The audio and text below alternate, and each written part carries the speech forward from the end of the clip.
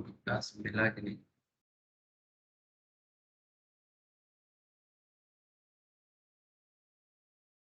Yes ना,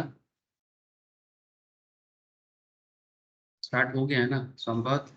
है sir. पता ओके। अच्छा, तो again good morning to all of you. तो basically stock market trading expert बनना है हम लोगों को, है ना?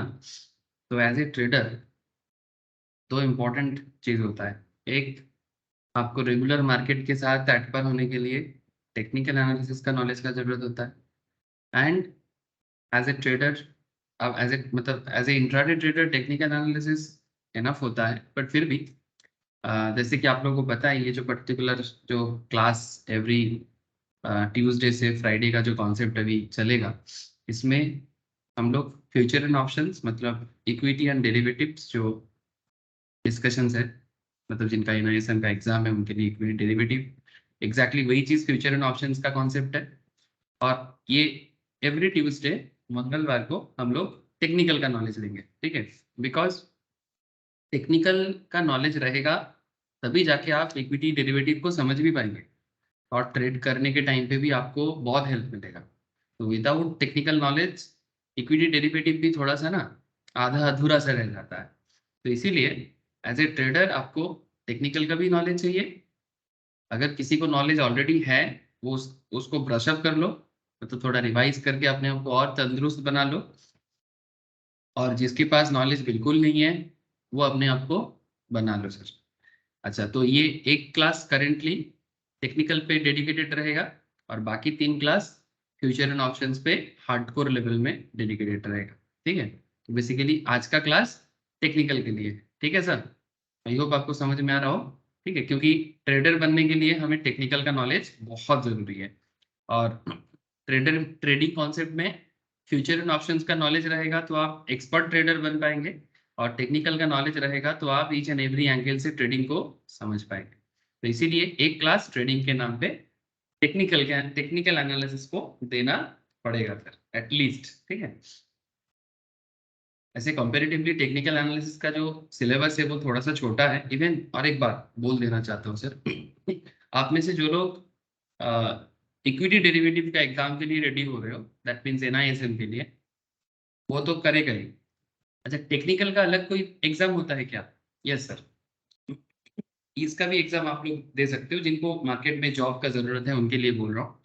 जिन्हें जॉब का रिक्वायरमेंट नहीं है, सिर्फ अपना एनालिसिस से मतलब रखते हो कि मुझे बस एज ए ट्रेडर खुद के लिए ट्रेडिंग करना है या फिर जो भी है, तो ट्रेडिंग का पर्पस के लिए आपको बस नॉलेज लेना पड़ेगा। आपको लाइसेंस लेने का कोई ज़रूरत नहीं है, बट हाँ, अगर कोई अपने कॉन्फिडेंस के लिए लेना चाहता है तो वो अपने आत्मविश्वास को बढ़ाने के लिए वो कर सकता है। तो जैसे कि टेक्निकल का बात है, ये सर टेक्निकल एनालिसिस का एग्जाम नेशनल स्टॉक एक्सचेंज लेता है, ठीक है? मैं आप लोगों को सिलेबस शेयर कर लूँ, ठीक है?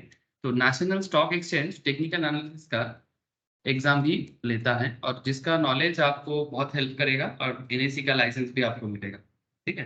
तो ये भी बहुत इंपॉर्टेंट एक कॉन्सेप्ट है। मैं दिखा दूंगा आप लोगों को क्लास कराते कराते एग्जैक्टली वही सब चीजें जो एनएसी के एग्जाम में आता है, वही सब टॉपिक भी हम लोग भी डिस्कस करते हैं क्लास में एग्जैक्टली उसी।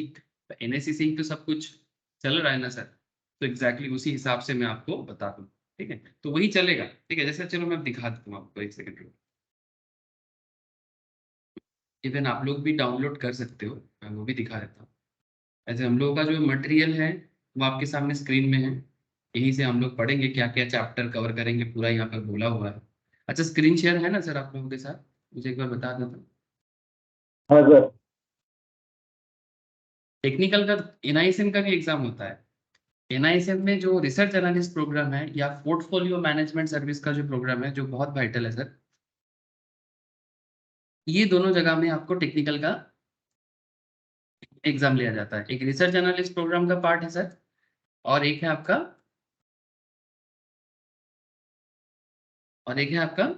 पोर्टफोलियो मैनेजमेंट, जो बहुत ही हाई फाई एग्जाम में माना जाता है सर। पोर्टफोलियो मैनेजमेंट सर्विस आगे आगे आप लोगों को पता चल ही जाएगा।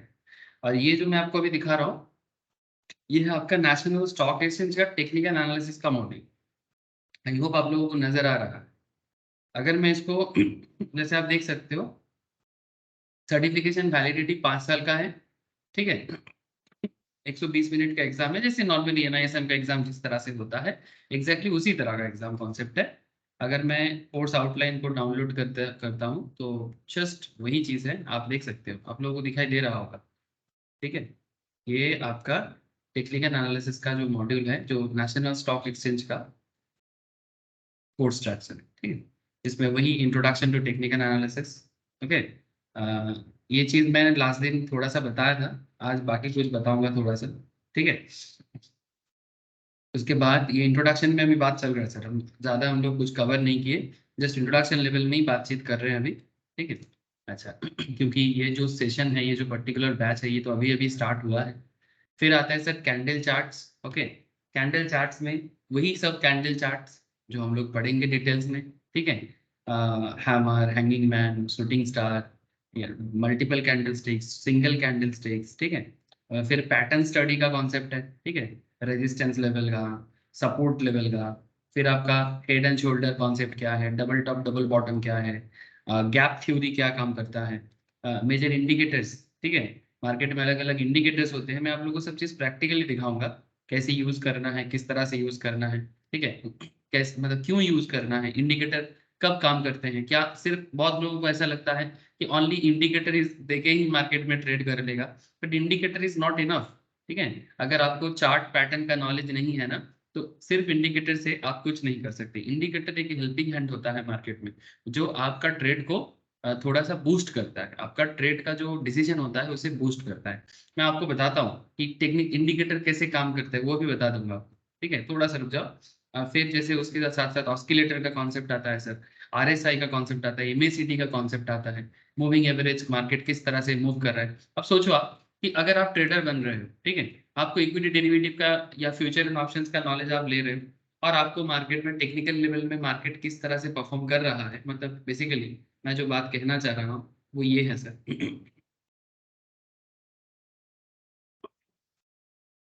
मतलब जो लोग सिर्फ सोचता है कि नहीं हम सिर्फ फ्यूचर एंड ऑप्शंस कर लेंगे, टेक्निकल का नॉलेज जरूरी नहीं है, अगर आप ऐसा सोच रहे हो तो बहुत गलत सोच रहे हो। क्योंकि ये जो day to day market structure देख रहे हो ना, ये जैसे कि निफ्टी का कैंडल स्टिक्स या निफ्टी का चार्ट पैटर्न हम लोग देख पा रहे हैं सर, जिसमें अलग अलग टाइप ऑफ कैंडल आपके सामने है। अब मानो कि आप एज ए ट्रेडर, निफ्टी में ट्रेडर, आप मतलब अपने क्लाइंट को ट्रेड कराना चाहते हो, ठीक है। तो आप मार्केट का बंदा बनना चाहते हैं, और आपको मार्केट का जो फ्यूचर स्ट्रक्चर है या फिर मार्केट का फ्यूचर टेक्निकल बताते हैं सर, मार्केट किधर जाएगा। सर मैं आपको लास्ट दिन एक गाना सुनाया था, तो कोई मिल गया मूवी से, कि इधर चला मैं उधर चला, जाने कहाँ मैं किधर चला है फिसल गया, ठीक है। तो जैसे लास्ट दिन जो क्लास हुआ था, उस पे हम लोगों के बीच में बात हो रहा था कि सर मार्केट कहाँ से कहाँ तक जा सकता है, तो मैंने एक रैंडम बात कहा था सर, कोई प्रॉपर एनालिसिस नहीं था, एक छोटा सा रैंडम एनालिसिस मैंने आपको दिया था कि मार्केट मोटा मोटी 18,000 से 18,200 के बीच में घुमा फिरा करेगा, और मार्केट ऑलमोस्ट आप देख सकते हो वही 18,000 से 18,200 से, ये देखो सर 18,000 से या 17,900 के बीच में घूम रहा था, ठीक है। तो ये जस्ट लास्ट वीक का डिस्कशन था, और हम लोग आसपास में ही अपने आप को देख पा रहे हैं। तो ये जस्ट एक रैंडम एनालिसिस में बोला था। तो जब सोचो आप कि जब मार्केट के बारे में आपको डिटेल्स नॉलेज गैदर हो जाएगा, आप किस तरह से मार्केट के बारे में प्रेडिक्शन कर सकते हो, और ये बहुत जरूरी चीजें हैं। इसमें दोनों जगह हेल्प करेगा, टेक्निकल भी हेल्प करेगा, वो तो करता ही है, साथ में फ्यूचर एंड ऑप्शंस का जो डिटेल्स नॉलेज आप लोग लेंगे ना, जो हम लोग वीक में 3 दिन करेंगे, वो भी बहुत हेल्प करेगा। तो कुल मिला के मार्केट मूवमेंट को समझने के लिए आपके पास टेक्निकल एनालिसिस का नॉलेज भी जरूरी है, और साथ साथ में इक्विटी एंड डेरिवेटिव, जिसको हम लोग एफ एंड ओ के नाम से भी जानते हैं, उसका भी नॉलेज जरूरी है। ये दोनों मिल जाए तो ट्रेडर बनने का जो सपना होता है, या जो ट्रेडिंग करके पैसा कमाने का जो सपना होता है, दोनों सपना पूरा हो सकता है। लेकिन पेशेंस बहुत जरूरी चीज है, अगर पेशेंस के साथ सीखोगे तो जिंदगी भर काम लाओगे। और क्या है ना, ज्यादातर केस में हम लोग थोड़ा सा सीख जाते हैं और अपने आप को ना बहुत ज्यादा होनू समझने लगते हैं। ये दिक्कत होता है कि थोड़ा सा नॉलेज को हम लोग मान लेते हैं कि हमको बहुत कुछ आता है।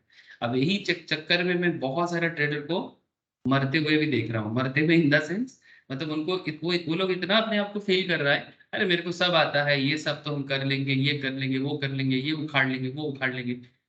प्रॉब्लम यही है कि कुछ उखाड़ नहीं सकते आप, मार्केट से ज्यादा तो आप नॉलेजेबल हो ही नहीं सकते। तो मार्केट से ज्यादा नॉलेजेबल कैसे होगे? तो मार्केट को समझ पाना अपने आप में ही एक स्किल्स होता है।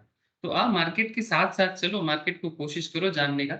और जैसे जैसे समय जाएगा, जैसे जैसे हम लोग सारा चीज को ओवरऑल एकदम डिटेल्स में सीख जाएंगे ना, उसके बाद अपना प्रैक्टिस और अपने आप को आप जैसे, मतलब बोलते हैं ना, जैसे चाकू में जैसे धार दिया जाता है, अपने आप को जितना धार दोगे उतना साफ बन के निकल गया होगा, है ना। धार मतलब वही शार्पनेस ही होता है। अब चलो सर ठीक है, ये सब तो आपको मैं धीरे धीरे बता दूंगा। तो जस्ट मैंने आपको एनआईसी का सिलेबस के बारे में भी थोड़ा बता दिया कि जैसे आप लोग एनआईएसएम का एग्जाम तो क्रैक करना ही है, because NISM is very important. अगर एनआईएसएम का सर्टिफिकेशन नहीं होगा तो मैक्सिमम मार्केट में कोई भी ब्रोकिंग फार्म या स्टॉक एनालिसिस फार्म आपको जॉब में, पेरोल में कनेक्ट नहीं कर सकता, क्योंकि एनआईएसएम सेबी का है।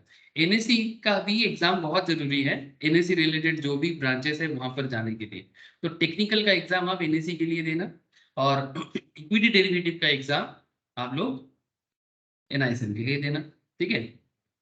ऐसे डाउ थ्योरी, ये भी बहुत जरूरी थ्योरी है सर, डाउ, एलियट वेव, और फिर trading psychology and risk management, ठीक है। मतलब अल्टीमेटली ट्रेडिंग करने का साइकोलॉजी क्या है और उसको रिस्क को कैसे मैनेज किया जाता है, ये है ओवरऑल टेक्निकल का डिटेल्स, जो मैं आपके साथ अगले क्लास, मतलब ये जो मंगलवार वाला क्लास में डिस्कस करूँगा। आई होप आप लोगों को समझ गया सर कि एवरी ट्यूसडे टेक्निकल का डिस्कशंस और बाकी 3 दिन फ्यूचर एंड ऑप्शंस। बेसिकली ज्यादातर केस में ऑप्शंस, फ्यूचर तो बस अभी थोड़ा इंट्रोडक्शन लेवल पे चलेगा, ठीक है।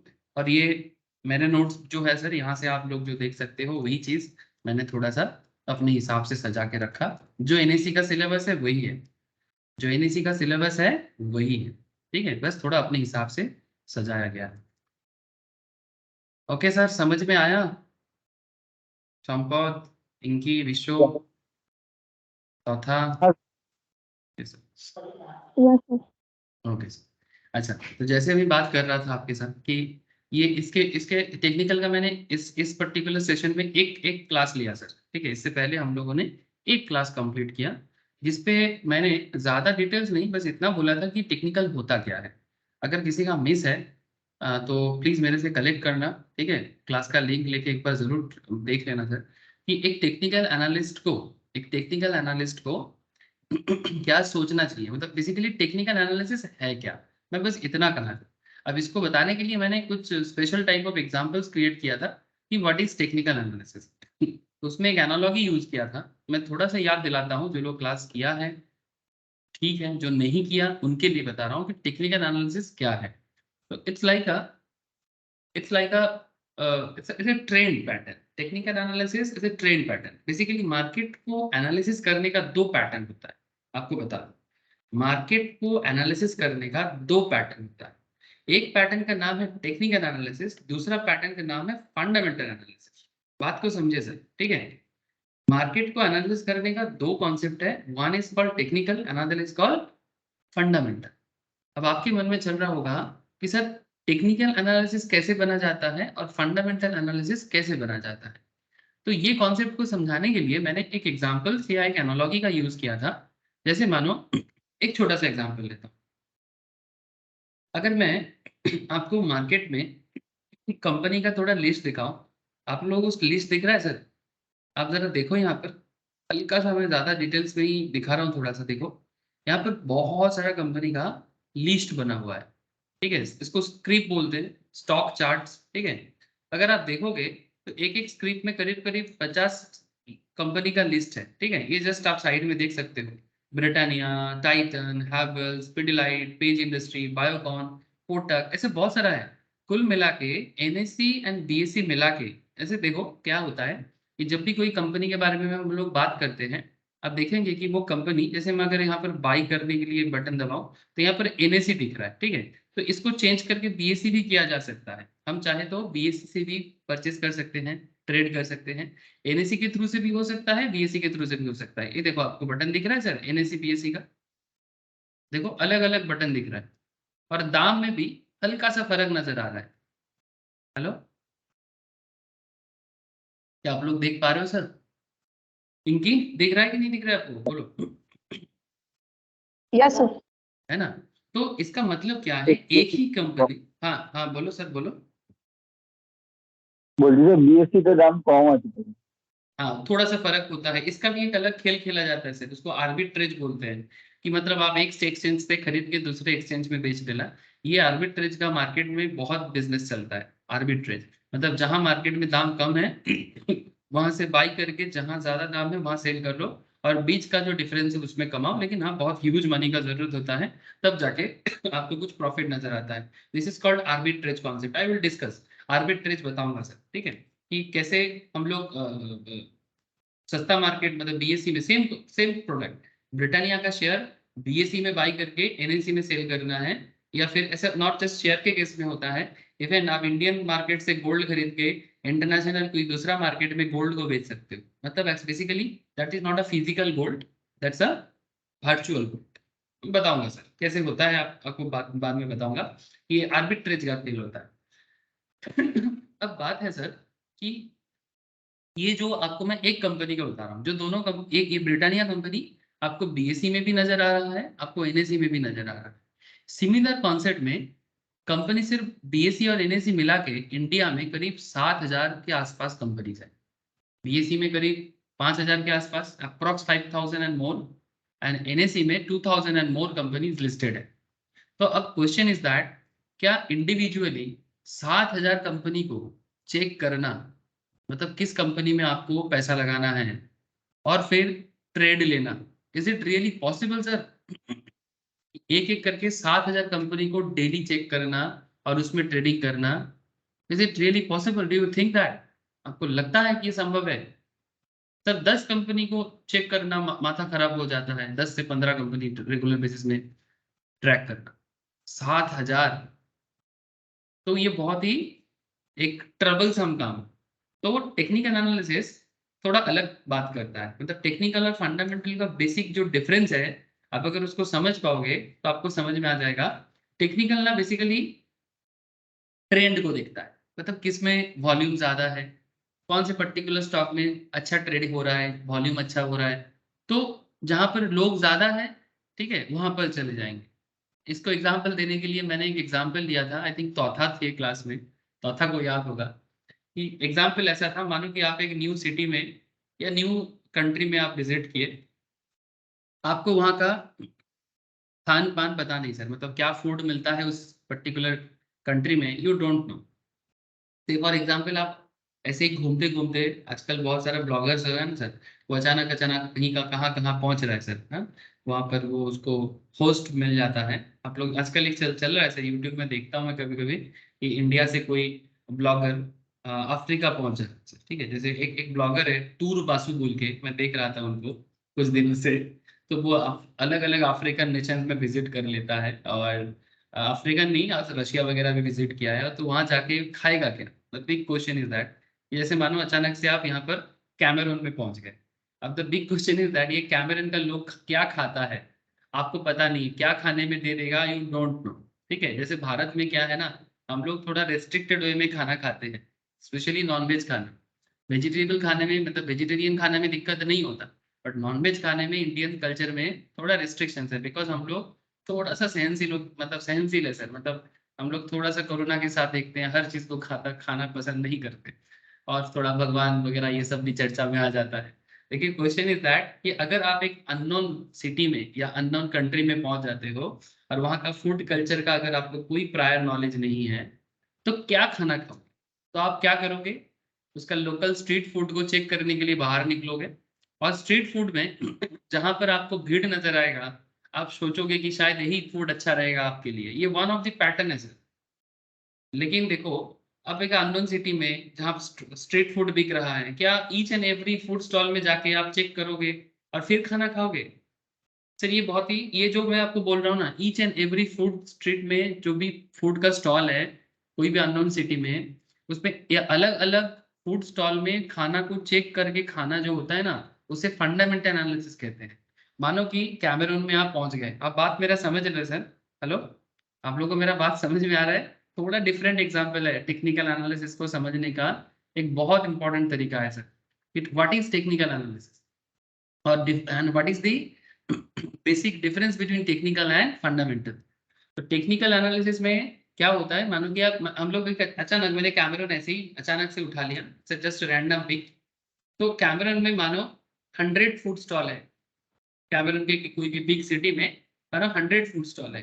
अब आपको लगा है भूख, ठीक है, आपको लगा है भूख। तो मेरा सवाल ये है कि अगर ऐसे 100 फूड स्टॉल है, तो क्या आप each and every food stall में जाके खाना चेक करोगे और फिर खाना खाओगे? Is it possible? मतलब 100 फूड स्टॉल का खाना चेक करके फिर खाना खाओगे? एक्चुअली आपको पता नहीं है कि कैमरन का लोग क्या खाते हैं या फिर कौन सा खाना वहां का टेस्टी है। तो एक एक करके 1 2 3 4 ऐसे करके करके 100 फूड स्टॉल चेक करके फिर खाना खाना, या फिर आप बोलोगे सर 100 क्यों, कम से कम 4 फूड स्टॉल का फूड चेक करके फिर खाएंगे।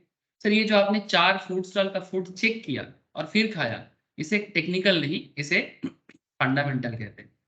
मतलब बेसिकली आप फूड को टेस्ट किए और वो फूड खाने लायक है, आपको अच्छा लग रहा है, ये चेक करने का जो प्रोसेस है ना, जस्ट लाइक जब से कंपनी में इन्वेस्ट करने का जो कॉन्सेप्ट है ना, कंपनी का पीएल चेक करो, बैलेंस शीट चेक करो, एनुअल रिपोर्ट चेक करो, फंडामेंटल एनालिसिस मतलब कंपनी का फंडामेंटल बिजनेस स्ट्रक्चर चेक करो, जिस प्रोडक्ट में कंपनी बिजनेस कर रहा है उसका फ्यूचर चेक करो। ठीक है, ये जो कॉन्सेप्ट है ना, इंडिविजुअल लेवल में कंपनी को एनालिसिस करना एंड देन कंपनी में इन्वेस्ट करना, इसे फंडामेंटल एनालिसिस कहते हैं सर। ये भी मार्केट में पैसा लगाने का एक one of the big concept है। और सच बोलूं तो मार्केट में जो भी, अगर झुंझुनवाला जैसे बंदा जो भी है, रामदेव अग्रवाल, जो भी बड़े बड़े इन्वेस्टर्स हैं, ठीक है, झुंझुनवाला का गुरुजी राधा कृष्णन दमानी, ठीक है, ये लोग फंडामेंटल एनालिसिस करके ही टॉप लेवल इन्वेस्टर बना है सर। ठीक है, इवन जैसे कि वॉरेन बफेट, आप लोग नाम सुने हो, तो ये लोग टेक्निकल का यूज करता है, ऑब्वियसली करता है, ट्रेडर ये लोग भी कभी कभी किया होगा, लेकिन इनका ट्रेडिंग से भी ज्यादा दिमाग फंडामेंटल लेवल में चला है और वही इनको वेल्दी बनाया है सर। तो वेल्दी बनने का अगर एक कोई कारण हो तो वो फंडामेंटल ही है, लेकिन हाँ, ट्रेडिंग से भी अच्छा पैसा कमाया जा सकता है ऑब्वियसली। तो कॉन्सेप्ट इज दैट कि इंडिविजुअल लेवल में एक एक फूड स्टॉल का खाना चेक करके खाना खाने का जो कॉन्सेप्ट है, it's equivalent to fundamental analysis. अब आप बोलोगे तो फिर सर ये तो फंडामेंटल हो गया, तो फिर टेक्निकल क्या होगा? सर वही बात कर रहा हूँ, अगर इंडिविजुअल लेवल में चेक नहीं करना है आप, मतलब अगर 100 फूड स्टॉल है कैमरून कंट्री में, तो 100 फूड स्टॉल का खाना आप इंडिविजुअली जाके चेक नहीं करोगे, तो फिर कैसे खाना चूज करोगे कि कौन सा खाना चूज करना है? Say for example stall number 1 में बहुत सारा लोग, क्राउड बहुत ज्यादा है। हेलो, स्टॉल नंबर 1 में क्राउड ज्यादा है। तो क्राउड जहां ज्यादा है, आप एक अंदाजा लगा सकते हो कि मे बी ये पर्टिकुलर फूड ज्यादा टेस्टी हो सकता है या फिर प्रेफरेबल हो सकता है। मे बी आपके लिए गलत हो सकता है, but that is all about technical analysis. Technical is not about individual analysis. Individual फंडा चेक करना टेक्निकल नहीं है। ये बात जितना जल्दी समझ जाओ उतना अच्छा। Technical is all about trend. जिसके पीछे ट्रेंड है हम उसके पीछे हैं। जहां ट्रेंड नहीं हम उसके बाहर हो जाएंगे।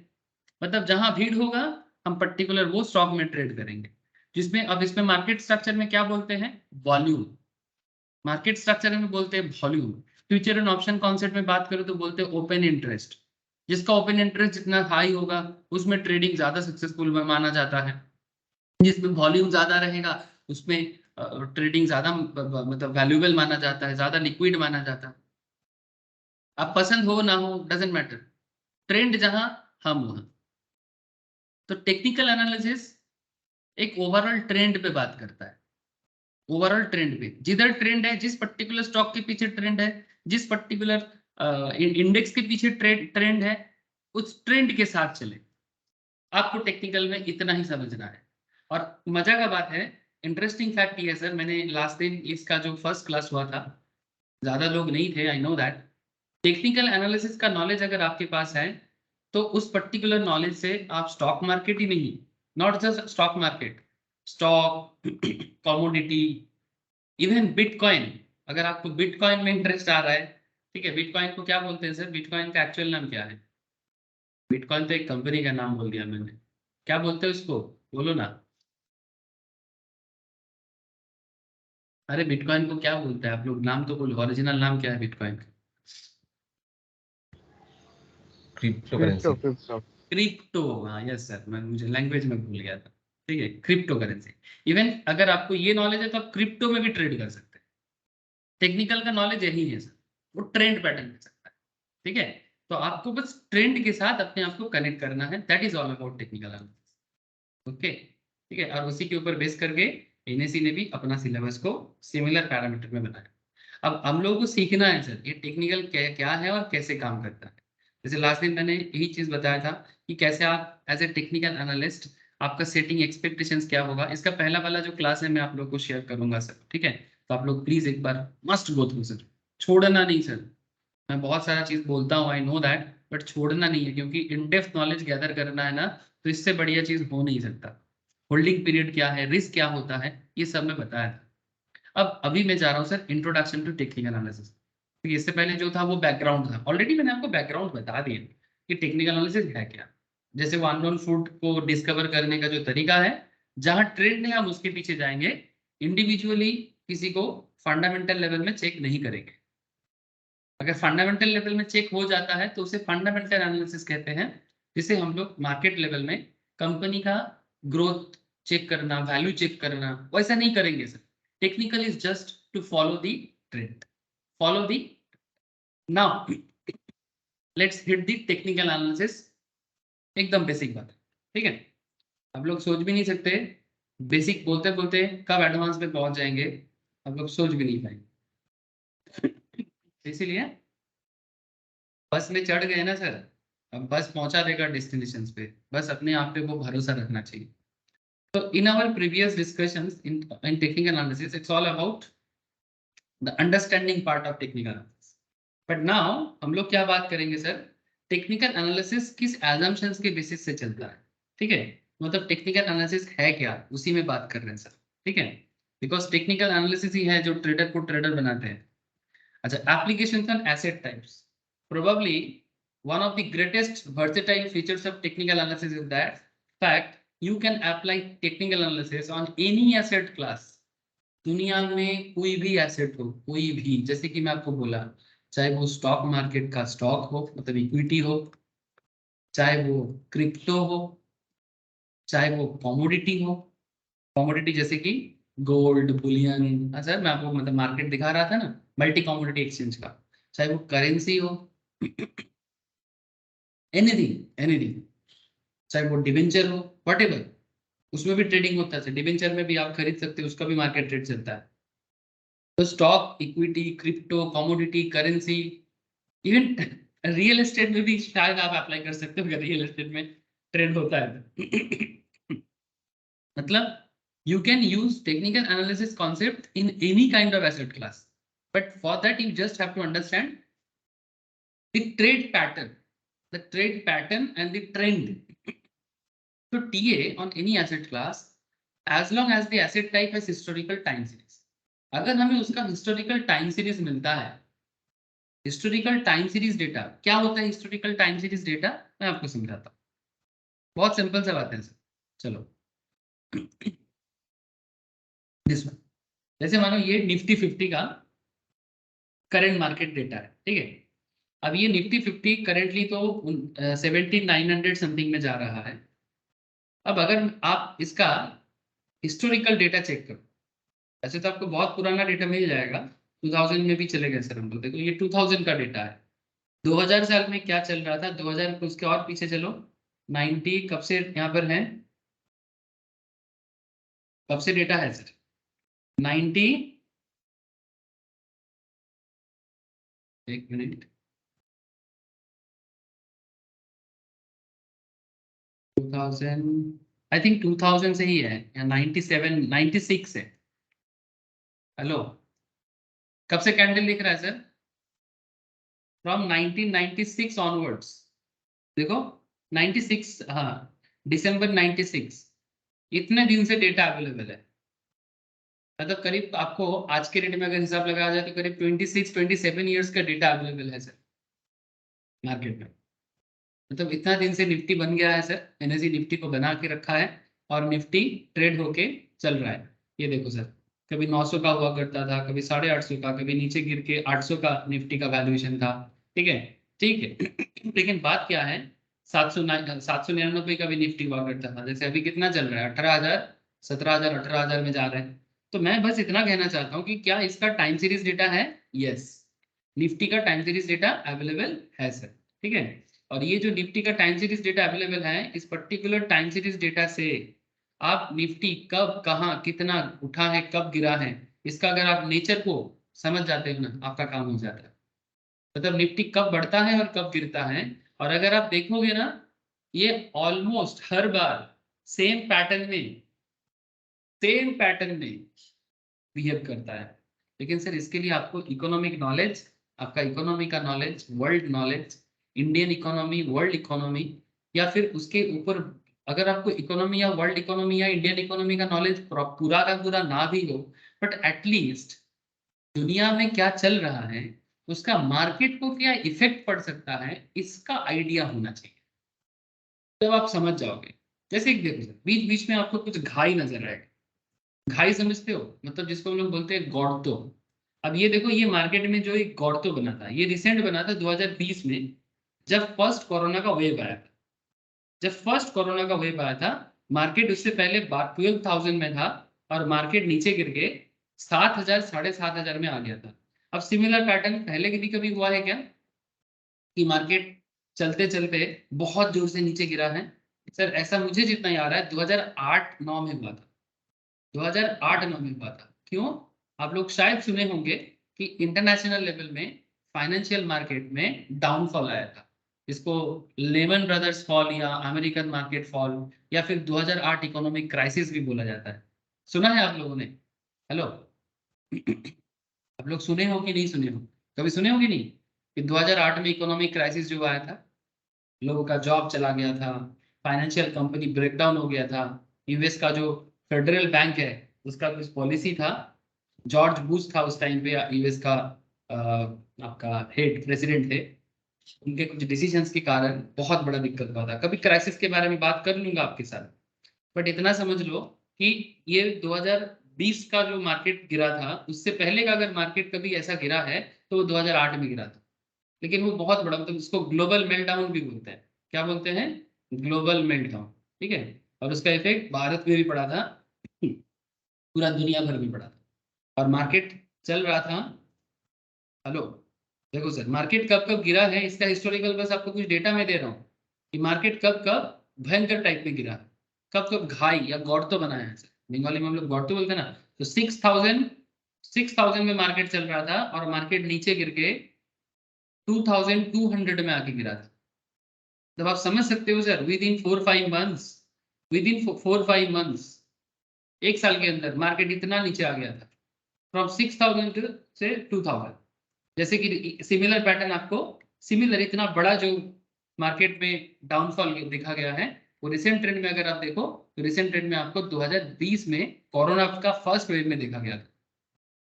अब कहने का मतलब क्या है कि जब जब इकोनॉमी में कोई भी किसी भी तरह का क्राइसिस सिचुएशन क्रिएट होता है, अगर बड़ा क्राइसिस होता है तो मार्केट उसका उसके साथ अपना ट्रेंड बनाता है।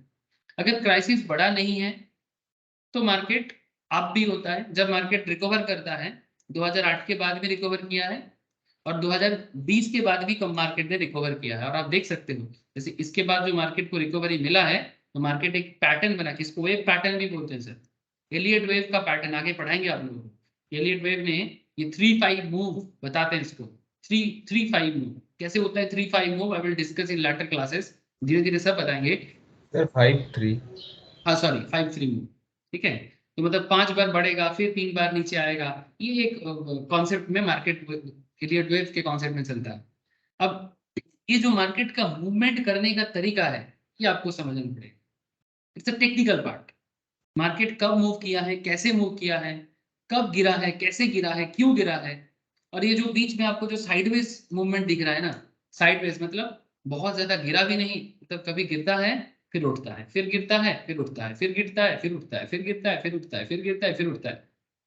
अब ये जो मार्केट का गिरकर उठना, उठकर गिरना, गिरकर उठना, उठकर गिरना, यही समझना टेक्निकल एनालिसिस। और यही पर्टिकुलर कॉन्सेप्ट एक ट्रेडर के लिए सबसे वाइटल पार्ट होता है। बात समझ रहे हैं ना सर? अब इसको समझना मतलब मेहनत का काम है सर। ठीक है, मतलब बस एक बार बोल दिया 2-4 बातें और हो गया मार्केट समझना, इतना आसान अगर होता तो फिर इतना मेहनत करने का जरूरत ही ना होता। लेकिन बोलो सर। বলছি কি যে মানে টেকনিক্যাল যেটা সেটাতে ওই প্যাটার্নটা আমরা ফলো করি নর্মালি, তাই তো? আর ওই যে ফান্ডামেন্টাল যেটা থাকে ওটা আমরা পার্টিকুলার একটা স্টককে ধরে ওর ভিতরে কি আছে সবকিছু জানার চেষ্টা করবো, এটা হচ্ছে ব্যাপার, তাই তো? Yes mister you are right. ठीक है, फंडामेंटल मींस फंडामेंटल करेंटली हम लोग का सिलेबस का पार्ट नहीं है। फंडामेंटल में हम लोग अभी बात नहीं करेंगे। कभी आप लोग अगर फंडामेंटल क्लास करोगे तो मैं फंडामेंटल कराऊंगा आप लोगों को। जो रिसर्च एनालिस्ट बनता है तो फंडामेंटल और टेक्निकल दोनों नॉलेज चाहिए। तो फंडामेंटल एनालिसिस मतलब बेसिकली इंडिविजुअल स्टॉक को एनालिसिस करना समझना। मतलब एक सिंपल अगर कहा जाए, वॉरेन बफेट या राकेश झुनझुनवाला जैसे बड़े बड़े इन्वेस्टर जिस तरह से पर्टिकुलर स्टॉक को एनालिसिस करता था, उसको समझने का तरीका होता है फंडामेंटल एनालिसिस। ठीक है, और टेक्निकल इज जस्ट, टेक्निकल मतलब just to follow the trend, market का ट्रेंड को फॉलो करके मार्केट में डिसीजन लेना, ट्रेडिंग करना।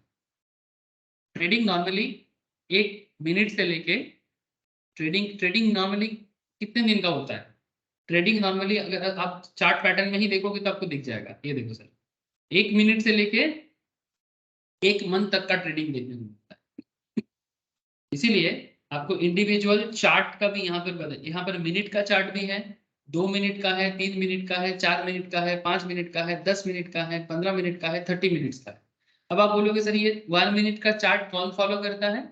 मैं आपको बताऊंगा सर कैसे 1 मिनट का चार्ट कैसे बनता है, ये भी बताऊंगा। 30 मिनट्स का चार्ट कैसे बनता है वो भी बताऊंगा। एकदम जड़ में बात करना है sir, from the very root level. ठीक है, आप खुद भी चार्ट बना सकते हो। ये तो स्टॉक मार्केट में आपका ब्रोकिंग सॉफ्टवेयर के थ्रू से आपको बता देता है, बट अगर आप चाहो कि आप खुद बनाना चाहते हो, मैं खुद बिल्डअप करूंगा, वो भी आप कर सकते हो। ठीक है, जब सॉफ्टवेयर कॉन्सेप्ट नहीं था तो इंसान इंडिविजुअल लेवल में खुद चार्ट बना के मार्केट को समझता था, मतलब एकदम फिजिकली हैंड में करता था। 1 घंटा का चार्ट नॉर्मली जिनको इंट्राडे करना होता है, जिनको इंट्राडे लेवल में ट्रेड करना होता है, वो मिनट का चार्ट फॉलो करते हैं, फ्रॉम 1 मिनट टू 30 मिनट। जिन्हें नॉर्मल, एक नॉर्मल सेगमेंट बता रहा हूँ, जिन्हें मोर देन 1 डे का ट्रेंड फॉलो करना है, मोर देन 1 डे, मतलब मे बी BTST, मतलब बाय टुडे सेल टुमारो,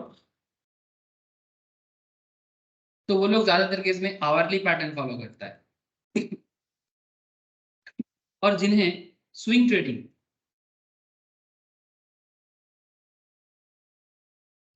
करना होता है, सब अलग अलग लोगों का अलग अलग सोच होता है सर। स्विंग ट्रेडिंग का और एक नाम भी है, इसे पोजिशनल ट्रेड भी कहते हैं।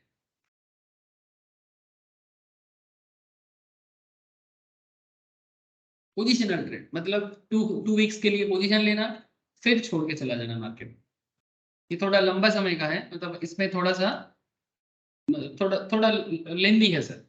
ये मैक्सिमम 3 मंथ तक जा सकता है, मतलब 3 मंथ तक पोजीशन लेना फिर छोड़ना। इसीलिए आप देखना, जब आप लोग फ्यूचर एंड ऑप्शंस में आप पैटर्न देखोगे या फ्यूचर एंड ऑप्शंस में कॉन्ट्रैक्ट चेक करोगे, वहां पर भी आपको मैक्सिमम 3 महीना तक का कॉन्ट्रैक्ट नजर आता है। वीकली भी होता है, मंथली भी होता है, मैक्सिमम 3 मंथ तक जा सकता है। तो ये जो कॉन्सेप्ट है ना स्विंग ट्रेडिंग, ये थोड़ा लंबा खेल है, ट्रेडिंग का ही लंबा। स्विंग या पोजिशनल, BTST आज खरीद के कल बेचना, परसों बेच देना, maximum 1 week.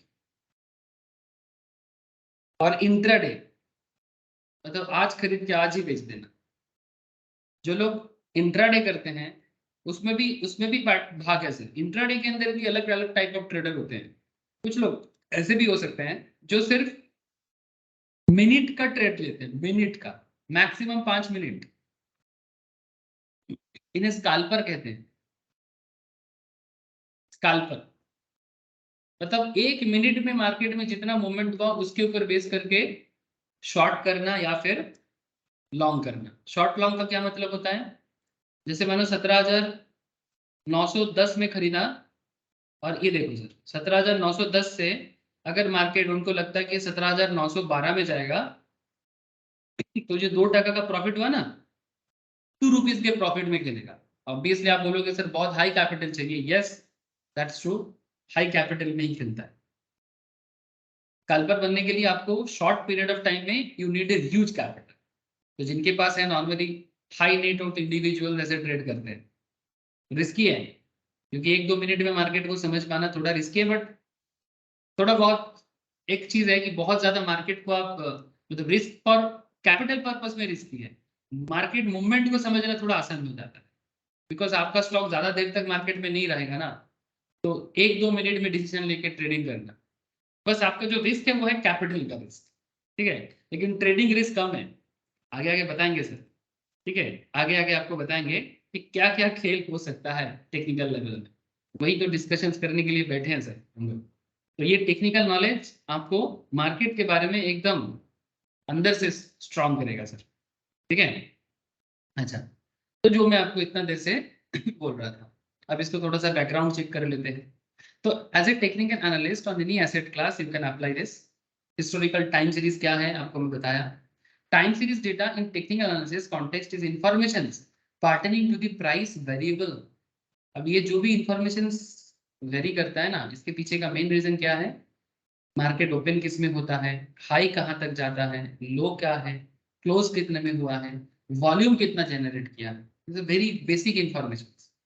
Open, high, low, close and volume. अब आपको मैं थोड़ा सा समझा देता हूँ, मतलब ज्यादा आगे आगे डिटेल्स तो बोलना ही है sir, open high low close में बात बहुत होंगे, लेकिन थोड़ा बता देता हूँ। देखो, जैसे कोई भी कैंडल उठा लो, कोई भी कैंडल, ये डे वाइज बना हुआ है। अगर मैं आपको ये वाला कैंडल दिखाऊं, ये वाला कैंडल देखो, इसका ओपन यहां पर हुआ था सर, हाई ये लेवल में गया था, लोएस्ट लेवल ये था, और यहां पर क्लोज हो गया।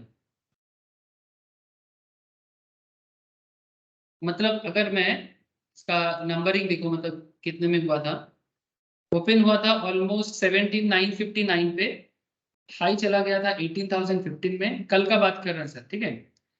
हाईएस्ट गया था 18,015 के रेंज पे, और लोएस्ट गया था सर 17,826 में, और क्लोज हुआ है 17,848 में। ये जस्ट एक आपको रफली बता रहा हूँ, ठीक है। अब इसमें हाई ओपन लो क्लोज तो आप समझ रहे हो। अच्छा, अगर कोई ग्रीन कैंडल चूज करे तो उसका क्या है, उसका जस्ट उल्टा होगा। रेड कैंडल में ओपन जितने में होगा क्लोज उसके नीचे होगा, बट कैंडल जब ग्रीन बनता है तो उसका उल्टा होता है। मतलब ओपन यहाँ पर होता है, क्लोज यहाँ होता है, हाईएस्ट यही जाता है, और लो ये होता है, ठीक है, बस अपोजिट है। बस ये जो मेन बॉडी है ना, मेन बॉडी, मेन बॉडी बोलते हैं इसको, कैंडल का बॉडी है ये। कैंडल का बॉडी रेड होगा कि ग्रीन होगा, ये डिपेंड करता है ओपन और क्लोज के ऊपर, कि ओपन कितने में हो रहा है, क्लोज कितने में हो रहा है। बेसिक बात कर रहा हूँ सर, अगर ओपन कम में हुआ है क्लोज ज्यादा में हुआ है तो बॉडी जो है वो ग्रीन बनेगा।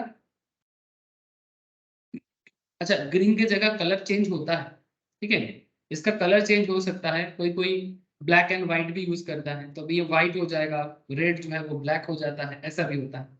बट मैं एक ज्यादातर जो ट्रेंडी पैटर्न है ग्रीन और रेड यूज करना। कोई कोई जगह में आपको ब्लू कैंडल भी दिखेगा, ग्रीन की जगह ब्लू, रेड रेड ही दिखता है। तो ग्रीन होगा, ये डिपेंड करता है ओपन कम में हो क्लोज ज्यादा में हो। रेड डिपेंड करता है ओपन कम में हो, सॉरी ज्यादा में हो, और क्लोज कम में हो। जब ऐसा होता है तो आपको बेरिश कैंडल नजर आता है, और जब ऐसा होता है तो आपको बुलिश कैंडल नजर आता है। अब what is the big concept here, what is the big concept here. अब आपके मन में एक चीज सवाल होना चाहिए, सर कोई कैंडल थोड़ा थोड़ा सा बड़ा है साइज में, बॉडी जो है, किसी किसी का बॉडी छोटा है। देखो, किसी किसी का बॉडी बहुत छोटा है, क्या आप लोगों को दिखाई दे रहा है सर? किसी का बॉडी बहुत बड़ा, किसी का बॉडी बहुत छोटा, मतलब किसी को खाना नहीं मिला और किसी को ज्यादा खाना मिल गया। कुछ कैंडल है जिसको जरूरत से बहुत ज्यादा खाना मिल जाता है, जैसे कि ये देखो सर, ये समझ में आ रहा है आप लोगों को? देखो, किसी किसी को बहुत ज्यादा खाना मिल गया, और किसी किसी को जैसे खाना मिला ही नहीं, जैसे ये खाने को ही नहीं मिला। भूखा रह गया है। हेलो,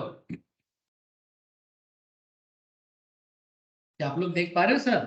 बोलो, बहुत बेसिक बात कर रहा हूँ, है ना? Yes yes. Now the question is that sir, ये कोई कैंडल इतना बड़ा है, कोई कैंडल इतना छोटा है, कोई इससे भी बड़ा मिलेगा, इससे भी बड़ा, बहुत भयंकर टाइप का बड़ा मिलता है। नॉर्मली मार्केट कहते हैं कैंडल अगर जरूरत से ज्यादा बड़ा हो, ठीक है, तो वैसा कैंडल में ट्रेड नहीं लेना चाहिए। मैं आपको बताऊंगा कि कितना बड़ा कैंडल होने से ट्रेड नहीं लेना चाहिए। ज्यादा बड़ा कैंडल ट्रेड लेने के लिए अच्छा भी नहीं है, और ज्यादा शॉर्ट कैंडल मतलब बहुत छोटा सा बॉडी बना है तो भी ट्रेड नहीं लेना चाहिए। पोजीशन लेना जरूर चाहिए, पर ट्रेड नहीं लेना चाहिए। मैं बताता हूँ आगे। लेकिन इसके पीछे का मेन रीजन है वॉल्यूम सर। मतलब कितना सारा लोग मार्केट में उस पर्टिकुलर स्टॉक में बाई या सेल, ये दोनों में से कुछ भी एक जनरेट ज्यादा किया हो, तब वॉल्यूम क्रिएट करता है। अब आगे बताऊंगा कि वॉल्यूम कैसे काम करता है। नॉट जस्ट जैसे मैं आपको सिंपल बताया, इतना सिंपल नहीं है, बट ये डिपेंड करता है कि ज्यादा लोग अगर मार्केट में ट्रेड करता है किसी पर्टिकुलर स्टॉक में, तो उसका जो कैंडल का जो मोटानेस या पतलानेस होता है वो उस पर डिपेंड करता है। अब आगे इसके पीछे का क्या और बैकग्राउंड है, ये जब मैं आपको वॉल्यूम समझाऊंगा तब मैं डिटेल्स में बात कर पाऊंगा सर। ये जस्ट मैं आपको एक आइडिया देने के लिए, क्योंकि यहाँ पर ये 4 पॉइंट बोला है ना सर, कि मार्केट जो है ये 4 चीज पे, बेसिक 4 इंपॉर्टेंट पॉइंट पे डिपेंड करता है। ये जो price variable, open high low close and volume etcetera. There is analogy that में help think about learning how to drive a car. अब थोड़ा सा मार्केट को छोड़ के दूसरा पॉइंट में बात करते हैं सर। क्यों सर? ये आपको हेल्प करेगा समझने में। मानो कि आप कार कैसे चलाना है वो सोच रहे हो। Once you learn how to drive a car, you can literally drive any type of car. Sir बात को समझे, अगर आपको कार चलाना आ जाता है ना, आप कोई भी कार चला सकते हैं। मतलब अगर आप ऑल्टो में गाड़ी चलाना सीखे हो या एम्बेसडर में गाड़ी चलाना सीखे हो, तो कोई भी अगर टोयोटा भी आपके सामने आ जाए, बीएमडब्ल्यू भी आ जाए, आप चला चला चला लोगे सर। ठीक है? तो once you learn how to drive a car, you can literally drive any type of car. Likewise, you only need to learn technical analysis once. Once you do, you can apply the concept of technical analysis on any asset class: equity, commodity, foreign exchange, fixed income, etc. बस आपको गाड़ी चलाना आना चाहिए, technical analysis को read करना आना चाहिए, चार्ट पैटर्न को रीड करना आना चाहिए। Point to be noted sir, market में जो लोग जॉब के बारे में सोच रहे हो, वो जैसे इक्विटी में जॉब करोगे, ज्यादातर मार्केट में इक्विटी का जॉब जैसे है, वैसा कमोडिटी का भी जॉब है, वैसा फॉरेन एक्सचेंज का भी जॉब है, वैसा फिक्स्ड इनकम इंस्ट्रूमेंट का भी जॉब है। कंपनी सेम कंपनी करवाता है, Motilal Oswal, ICICI direct, same companies के पास डिफरेंट काइंड ऑफ प्रोडक्ट में ट्रेडिंग कॉन्सेप्ट चलता है। So if you understand the technical analysis first, and you can apply your technical analysis knowledge in all kind of asset class. Point to be noted, बार बार बोल रहा हूँ। अब सवाल ये है, बाद में आपको बस एक छोटा सा काम करना होगा। आपको कमोडिटीज के बारे में नॉलेज गैदर करना होगा कि व्हाट इज कमोडिटी, उसका बेस क्या है। आपको फॉरेन एक्सचेंज के बारे में थोड़ा सा नॉलेज गैदर करना होगा, या फिक्स्ड इनकम रिलेटेड अगर कोई भी एसेट क्लास है उसके ऊपर आपको नॉलेज गैदर करना है। जैसे अभी हम लोग इक्विटी के बारे में नॉलेज तो ले रहे हैं ना, तो इक्विटी के बारे में तो हम लोग पढ़ाई कर ही ले रहे हैं क्योंकि हम लोग इक्विटी मार्केट के ऊपर बात कर रहे हैं। लेकिन आगे आगे कमोडिटी का भी बहुत मार्केट डिमांड है, फॉरेन एक्सचेंज का भी है, करेंसी का भी है। So you just on that time you just need to understand the asset class, but उसका ट्रेड कैसे होना है वो तो आप यहीं पर ही सीख जाए। So this is probably one of the biggest advantage of technical analysis when compared to other field of study. यही सबसे बड़ा एडवांटेज है कि सेम अप्रोच यूज करके आप किसी भी एसेट क्लास में ट्रेड कर सकते हैं। For example, when it comes to fundamental analysis of equity, one has to study the PL, balance sheet, cash flow statement. However, fundamental analysis for commodity is completely different. Commodity market का और equity market में अगर मैं बात करूं, दोनों का fundamental बिल्कुल अलग होगा। चाहे वो कमोडिटी हो, करेंसी हो, फॉरेन एक्सचेंज हो, फिक्स्ड इनकम हो, फंडामेंटल सबका अलग है, पर टेक्निकल का नॉलेज आप हर जगह में अप्लाई कर सकते हो। Say for example, if you are dealing with agricultural commodity like coffee or pepper, then fundamental analysis of rainfall, harvest, demand supply, inventory अलग हो जाएगा ना। मानो कि आप कॉफी में ट्रेडर बनना चाहते हैं, तो कॉफी ट्रेडर का फंडामेंटल एनालिसिस क्या होगा? बारिश कितना हुआ है, कॉफी क्यों? सिंपल, अगर आप पोटैटो डीलर बन जाओ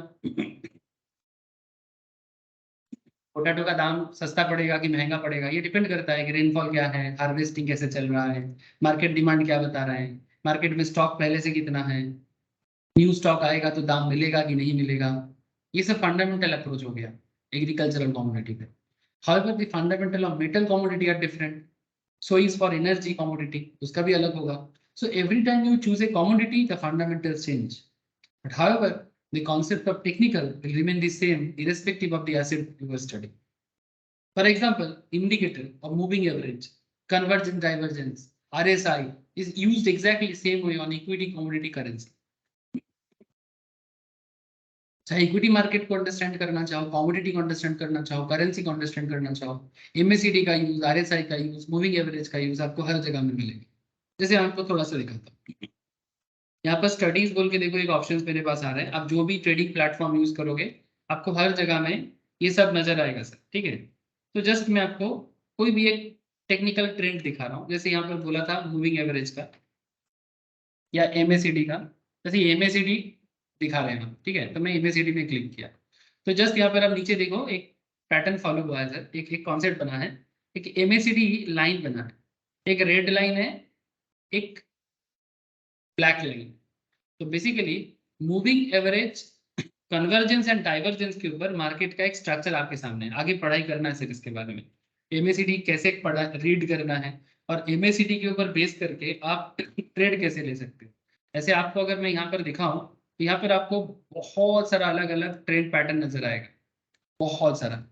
अब सारा ट्रेंड जरूरी नहीं है, बट फिर भी जो मेन ट्रेंड है उसके बारे में तो नॉलेज गैदर करना ही है। ये देखो, देख सकते हो आप, हाँ सिर्फ बहुत सारा ट्रेंड है, बट एटलीस्ट जो basics and very important trend है हम लोग इसके बारे में चर्चा करेंगे, ठीक है। डोंट वेरी फॉर, ठीक है, सारा पॉइंट में डिस्कस करेंगे। तो जस्ट उसको अप्लाई करना है और अप्लाई करके मार्केट का ट्रेंड पैटर्न को समझना है, बट वो टाइम अभी तक आया नहीं है। जैसे ही आएगा बात करना है और कैसे ट्रेंड पैटर्न को अप्लाई करना है और उसके ऊपर बेस करके मार्केट का फ्यूचर एनालिसिस कैसे करना है वो आपको मैं बताऊंगा। लेकिन मजा का बात है sir, if you understand, most interesting part is that if you understand how moving average works, if you understand how MACD works, if you understand how RSI works, you can apply this not just in equity market, you also can apply commodity, you can also apply these things in currency। आप बहुत सारे जगह में same approach का इस्तेमाल करके market pattern को या ट्रेंड को अंडरस्टैंड कर सकते हो। ओके बोलो सर, आप लोगों को समझ में आ रहा है? अभी बेसिक चर्चा है, बेसिक बहुत जरूरी है। अगर बेसिक क्लियर हो जाए तो धीरे धीरे आस्ते आस्ते एडवांस भी समझ में आ जाएगा। बोलो सर, हेलो। हाँ सर। ना question is that what is the assumptions in technical analysis. मतलब अगर आपको एक टेक्निकल एनालिस्ट बनना है, ऐसे ही बनना है ना सबको, ट्रेडर बनना है, ट्रेड करना है, मार्केट से कमाना है, तो क्या assumption होगा आपका? ऐसे तो मैं बहुत सारा बात बीच बीच में कर दिया, बट फिर भी क्या है ना, थोड़ा ऑर्गेनाइज्ड वे में भी बात करना पड़ता है। अनऑर्गेनाइज्ड वे में बोलेंगे आप लोग सोचोगे कि कोई गप्पे सुना रहा हूँ, कोई स्टोरी सुना रहा हूँ, बट स्टोरी के बीच बीच में ना बहुत वाइटल चर्चा हो जाता है, ठीक है। जैसे टेक्निकल एनालिस्ट बनने का कुछ एजम्पशंस होता है। एजम्पशन मतलब इसको हम लोग बंगाली में क्या बोलते हैं? एजम्पशंस को धारणा। हाँ, धारणा समझते हो? धारणा मतलब उसका आधार क्या है, तो किस सोच के ऊपर बेस करके टेक्निकल एनालिसिस अप्रोच को यूज करना चाहिए, सोच क्या है उसके पीछे का। तो unlike fundamental analyst, technical analyst don't care weather stock is under valued और ओवर वैल्यूड। कोई पर्टिकुलर स्टॉक अंडर वैल्यूड है कि ओवर वैल्यूड है, ये टेक्निकल एनालिस्ट को जानने का जरूरत नहीं है properly. Under valued over valued क्या होता है? जैसे मानो मार्केट में कोई पर्टिकुलर स्टॉक चल रहा है, उसका दाम से फॉर एग्जांपल कोई भी एक स्टॉक उठाते हैं, अदानी, ठीक है। अब ये अदानी एंटरप्राइज का स्टॉक मैंने जस्ट ऐसे रैंडमली पिक किया सर। अब अदानी एंटरप्राइज का स्टॉक 1618 चल रहा है अभी करंट प्राइस। अब ये 1618 प्राइस जो है, ये प्राइस ओवर प्राइस्ड है कि अंडर प्राइस्ड है, ये मैटर नहीं करता। ये मैटर नहीं करता है टेक्निकल एनालिस्ट के लिए कि जरूरत से ज्यादा दाम है या कम वैल्यूएशन है, ये टेक्निकल एनालिस्ट के लिए इतना मायने नहीं रखता है, बिकॉज टेक्निकल एनालिस्ट तो शॉर्ट पीरियड ऑफ टाइम के लिए ट्रेड करता है, तो उनके लिए इतना भी मायने नहीं रखता। ऐसे अदानी एंटरप्राइज में रिसेंटली बहुत भूकंप मचा है, आप देख सकते हो, अर्थक्वेक जैसा आ गया। ये देखो सर, काफी दिनों से, एक सर्टेन टाइम के बाद से, जैसे दिसंबर के बाद से मार्केट में अदानी को लेके बहुत ज्यादा बातचीत चल रहा है, कुछ क्वेश्चंस उठा है, कुछ सवाल उठा है, और उसका इफेक्ट मार्केट में को पड़ा है। आप देख सकते हैं, तो इतना बड़ा बड़ा कैंडल बना है, आप अपने आंखों से देख लो। अब ये सब कैंडल क्या ट्रेड करेंगे आप? ये बड़ा बड़ा कैंडल जिसका कोई नाम भी नहीं है प्रॉपरली, कभी मारूगुजू बना है, ठीक है, जैसे ये मारूगुजू बना है, देखो ये मारूगुजू से क्या हुआ? मारूगुजू क्या बताते हैं जानते हो? मारूगुजू मार्केट के बारे में एक अचानक चेंज के बारे में बताते हैं। जब जब मार्केट में मारूगुजू फॉर्म होता है, तब तब मार्केट में कुछ तो बड़ा परिवर्तन हो सकता है, उसके बाद होगा ही होगा। और जैसे कि मारूगुजू के बाद एक स्पिनिंग टॉप भी बना है, और उसके बाद मार्केट में इंडिसीजन क्रिएट हुआ है, और मार्केट धड़ाधड़ धड़ाधड़ धड़ाधड़ धड़ाधड़ गिरने लगा। 3000 का शेयर, 3000 का शेयर कब जाके 1600 के आसपास पहुंच गया, आप देखो। ये भयंकर स्ट्रक्चर है, भयंकर स्ट्रक्चर। लेकिन आपको कैंडल से मैं समझाने का कोशिश कर रहा हूँ 2 मिनट के लिए, कि कैंडल स्टिक्स किस तरह से देखने के होता है, और उसके ऊपर बेस करके आगे आगे मैं आपको बताऊंगा कि हाउ टू एनालिसिस मारूगुजू, मारूगुजू क्या है, कैसे काम करते हैं, क्या कैरेक्टर है, और ये छोटा छोटा कैंडल जो कुछ बना नहीं है उसका क्या है, और ये कब बनता है, क्यों बनता है, क्या रीजन है, मतलब राज क्या है। राज मतलब छुपा हुआ कहानी क्या है, वही तो जानना है सर, वही तो काम है। अब point is that sir, in fact under value है कि ओवर वैल्यू है।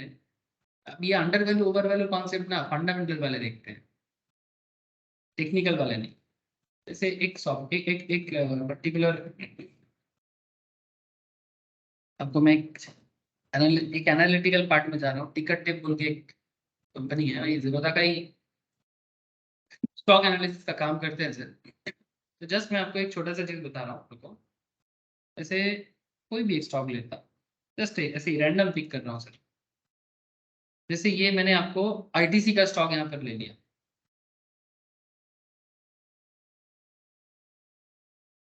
ये देखो आईटीसी का शेयर का दाम करेंटली जा रहा है 384 में। अगर किसी ने ये 384 वाला स्टॉक, जो अभी 384 है, अगर किसी ने 2022 में या 2021 में, 2021 में, अगर इवन 21 के एंड पे अगर किसी ने आईटीसी का शेयर को देखा होगा, तो तब वो अंडर प्राइस चल रहा था। ऐसा और भी स्टॉक है, मैं बस एक रैंडमली आईटीसी पिक किया, it's a very popular company, आप लोग ज्यादा अच्छे से कनेक्ट कर पाओगे। मैं और भी अननोन कंपनीज है मेरे दिमाग में है, बट बता नहीं रहा हूँ अभी। मैं बस आपको आईटीसी का नाम लिया just because to give the idea. अगर आप 2021 में आईटीसी का दाम देखोगे, तो तब 200 के समथिंग आसपास में चल रहा था, 200, 165 दिखाई दे रहा है आप लोगों को। 2020 के एंड पे 165, और 2022 के बीच में करीब 200 समथिंग में चल रहा था। Now the question is that, कि उस टाइम पे अगर आप इसका फंडामेंटल को चेक करते, तो उस टाइम पे लिखा होता कि आईटीसी अंडर प्राइस जा रहा है। मजाक नहीं कर रहा, मैं क्लास में बात किया, तब भी इसके बारे में मैंने बात किया। लेकिन आज मैं फिर से आप लोगों के साथ बात करते करते, जब आईटीसी 384 जा रहा है, तब भी बात कर रहा हूँ। अब ये जो एनालिटिकल कंपनीज है, ये देखो क्या बोलते हैं इसके फंडामेंटल्स के बारे में। कहता है एंट्री पॉइंट एवरेज है, तब आप ले भी सकते हो या ना भी ले सकते हो, डिपेंड करता है। एवरेज है मतलब एकदम हाई एंट्री पॉइंट नहीं है। और फिर बोलता है the stock is overpriced but it is not in the overbought zone. इसका दाम जो है ये ओवर प्राइस्ड है, मतलब ओवर वैल्यूड बता रहा है। 384 थोड़ा सा ओवर वैल्यूड है, बट ओवर बॉट जोन में नहीं है। मतलब ऐसा नहीं कि जरूरत से ज्यादा बाइंग हो चुका है, अभी भी मार्केट में इसका बाइंग का जगह है, लेकिन हल्का सा ओवर प्राइस्ड है। मे बी 350 के आसपास होता तो ज्यादा सही लगता। तो क्वेश्चन इज दैट, जो फंडामेंटल लेवल में स्टॉक में इन्वेस्ट करेगा, उनके लिए 350 384 मायने रखता है, पर जिन्हें ट्रेड करना है उनके लिए ये ओवर प्राइस्ड अंडर प्राइस्ड उतना मायने नहीं रखता, बहुत ज्यादा मायने नहीं रखता। उनको बस देखना है कि आईटीसी के बारे में करेंटली लोग किस लेवल में ट्रेडिंग वॉल्यूम क्रिएट कर रहा है, किस लेवल में लोगों के मन में आईटीसी के ट्रेडिंग के ऊपर काम चल रहा है।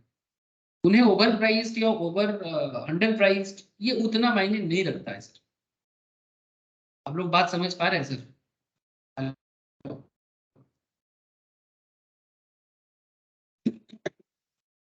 मतलब ये जो अंडर वैल्यूड ओवर वैल्यूड ये फंडामेंटल का कॉन्सेप्ट है। तो आप बोलेंगे सर टेक्निकल पढ़ रहे हैं तो बार बार फंडामेंटल क्यों आ रहा है? सर क्या है ना, कंफ्यूज क्रिएट करता है मार्केट में, ट्रेडर के मन में भी कंफ्यूजन क्रिएट करता है कि लेना चाहिए नहीं लेना चाहिए। बट एक टेक्निकल को कैसे सोचना है, how to think like a technical trader, उसके लिए बता रहे। Technical analyst don't care whether the stock under valued और ओवर वैल्यूड।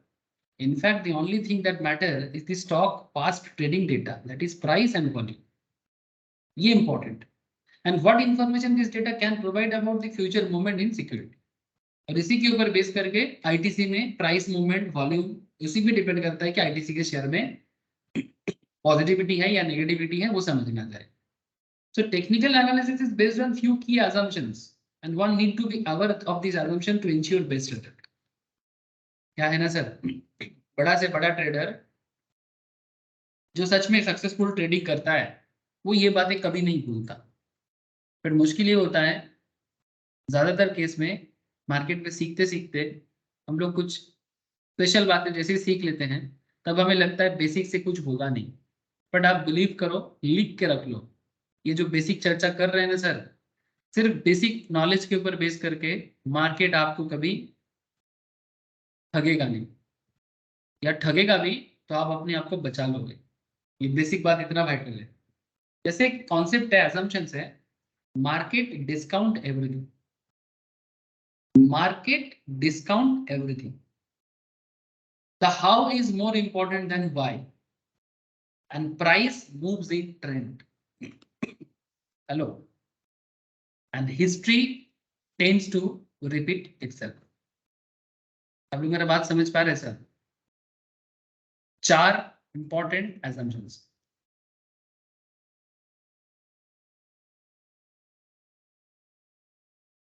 कनेक्टेड हो, किसी का भी आवाज नहीं आ रहा है? हाँ sir. Now question is that sir ये मार्केट डिस्काउंट एवरीथिंग का मतलब क्या? What is the concept of market discount everything? Sir ये assumption जो है ये हमें ये बताते हैं that all known and unknown information in the public domain। Hello, हाँ बोल। মার্কেট তো সবসময় তোমাকে অপরচুনিটি দেবে কেনার। অল টাইম মার্কেট ডিসকাউন্ট, এবার তোমার নজরিয়া কোন দিকে চলছে তোমার উপর ডিপেন্ড করছে। Okay, सुमित का मानना है कि मार्केट ऑलवेज अपॉर्चुनिटी क्रिएट करता है एंड हमारा नजरिया क्या, पॉइंट ऑफ व्यू क्या है उस पर डिपेंड करता है, and this is called market discount everything. But थोड़ा सा स्पेसिफिकली बात को समझे। मार्केट में आपके सामने नोन इन्फॉर्मेशन भी रहेगा, अननोन इन्फॉर्मेशन भी रहेगा। मतलब कुछ बातें हमें पता रहेगा, कुछ बातें हमें पता नहीं रहेगा, जो पब्लिक डोमेन में घुमा फिरा करता है। And known information as well as unknown informations in public domain is reflected in the latest stock price। मतलब कुछ बातें कंपनी का अंदर का मैटर है जो पब्लिक डोमेन में पता नहीं चले, और कुछ बात जैसे कि मानो किसी पर्टिकुलर इंडस्ट्री में कुछ हो रहा है, किसी पर्टिकुलर इकोनॉमिक डिसीजंस कोई पर्टिकुलर इंडस्ट्री में कुछ इफेक्ट डाल सकता है, तो कुछ बातें आप लोग जान जाओगे, मार्केट न्यूज से जान जाओगे, मार्केट खबर से जान जाओगे, गवर्नमेंट डिसीजन से जान जाओगे, आरबीआई के डिसीजन मेकिंग से जान जाओगे। फिर कुछ बातें आप नहीं जान सकते। तो जो नोन है जो अननोन है वो स्टॉक प्राइस में रिफ्लेक्ट करेगा। And for example there could be an easy insider in the company buying the company stock in large quantity in anticipation of a good quarterly results. बात को समझिए sir, कोई internal बंदा जो company में काम करता है, there could be an insider in the company buying the company stock in large quantity in anticipation of a good quarterly earning announcement। जो कंपनी के अंदर काम करता है उन्होंने कंपनी का गुड रिजल्ट का उम्मीद के ऊपर बेस करके क्वार्टरली अनाउंसमेंट, मतलब मानो कि एवरी क्वार्टर में कंपनी अपना एनुअल अकाउंट्स डिक्लेयर करता है, आप लोग जानते हो है ना। तो कंपनी जब अपना एनुअल अकाउंट्स डिक्लेयर करेगा एवरी क्वार्टर का रिजल्ट, ठीक है, जैसे अप्रैल मई जून का जुलाई में करेगा, जुलाई अगस्त सितंबर का अक्टूबर में करेगा, अक्टूबर नवंबर दिसंबर का जनवरी में करेगा, वैसा ही जनवरी फरवरी मार्च का अप्रैल मार्च में करेगा। इस तरह से जब एनुअल रिजल्ट्स डिक्लेयर करेगा, डिक्लेयर करने का जो एंटीसिपेशन है, मतलब हम सोच रहे हैं कि अच्छा करेगा, और क्योंकि अगर वो पर्टिकुलर बंदा कोई कंपनी का ही बंदा है तो वो एंटीसिपेट करके मार्केट में पैसा लगा दे रहा है। But he does this secretly, लेकिन वो ये काम सीक्रेटली कर रहा है, किसी को इंफॉर्मेशन लीक नहीं कर रहा है। जैसे हर्षद मेहता ने किया था, याद है? हम लोग मूवी में शायद देखे होंगे, खबर भी सुने होंगे, एसीसी सीमेंट में, हाँ एसीसी हाँ। है ना सर, एसीसी सीमेंट में हर्षद मेहता ने इंटरनल लेवल में कंपनी का इंफॉर्मेशन लीक करवाया था, पैसा के लेके। बस इतने सिंपल से इंफॉर्मेशन लीक करवाया था कंपनी के मैनेजमेंट की तरफ से, किसी से भी पैसा लगा के, और वो इंफॉर्मेशन के ऊपर बेस करके उन्होंने स्टॉक को बाई भी किया था, और उसके ऊपर बेस करके दूसरे लोगों ने भी पैसा कमाया था। लेकिन अगर कोई सीक्रेटिवली करता है तो उसमें कोई प्रॉब्लम नहीं है, लेकिन अगर कोई इंफॉर्मेशन को लीक करता है तो उसे इनसाइडर ट्रेडिंग कहते हैं, और इनसाइडर ट्रेडिंग इलीगल है। अब थोड़ा बहुत इनसाइडर ट्रेडिंग तो चलता ही है, बट अगर इनसाइडर ट्रेडिंग मार्केट में इम्बैलेंस क्रिएट करेगा, तो आपका अगर पता चल जाए कि किसने किया, पता करना बहुत मुश्किल नहीं है सर। ट्रेड लेता है ना, लार्ज क्वांटिटी में लेगा, ग्रीडी मतलब लोभी बन जाता है इंसान जब उसको पता चल जाता है कि क्या होने वाला है। और फिर अगर वो उस इंफॉर्मेशन को लीक करता है और बहुत सारा लोग उस सेम इंफॉर्मेशन को यूज करके मार्केट में अचानक से कुछ इफेक्टिव मतलब कुछ एक्टिविटी करता है, जिसका इफेक्ट मार्केट में नजर आता है, और ये सेबी को भी नजर आता है। और अगर मुश्किल ये लगता है कि इतना बड़ा चीज कैसे हो गया अचानक से, जो होना नहीं चाहिए था, तो कोई तो है जो सरसों के अंदर भूत, सरसों के अंदर भूत मतलब इनसाइडर ट्रेडिंग का इंफॉर्मेशन बाहर निकल गया। रिसेंटली ऐसे केसेस बना है सर, इन्फोसिस में हुआ था 2019-20 के आसपास में, इनसाइडर ट्रेडिंग के केस में कुछ एम्प्लॉइज को जॉब से ही निकाल दिया गया था, जेल भी होता है जरूरत पड़ने से। सो सिक्योरिटीवली अगर कोई एंटिसिपेट करता है और मार्केट में ट्रेंड क्रिएट होता है तो no problem, this price reacts to his actions, thus revealing to the technical analyst that this could be a good buy. अब मानो सिक्योरिटिवली कोई कंपनी का एम्प्लॉय किसी पर्टिकुलर स्टॉक में वॉल्यूम क्रिएट कर लिया, मतलब ट्रेड लिया। अब ये इंफॉर्मेशन मार्केट में चार्ट पैटर्न के जरिए आपको एक वॉल्यूम क्रिएट होता नजर आता है। मतलब ये जो चार्ट पैटर्न है ना, ये हमारे आंखों के सामने बनता है सर, मतलब बनते हुए दिखता है। अब ये तो डे वाइज है, आप बैठे बैठे देखोगे ना सारा दिन तो आपको दिखेगा, ठीक है। जैसे आपको मैं अगर मिनट का दिखाऊं तो आपको यहाँ पर देखो, आपके सामने बन रहा है, ये देखो कभी कभी रेड हो रहा है, दिख रहा है देखो।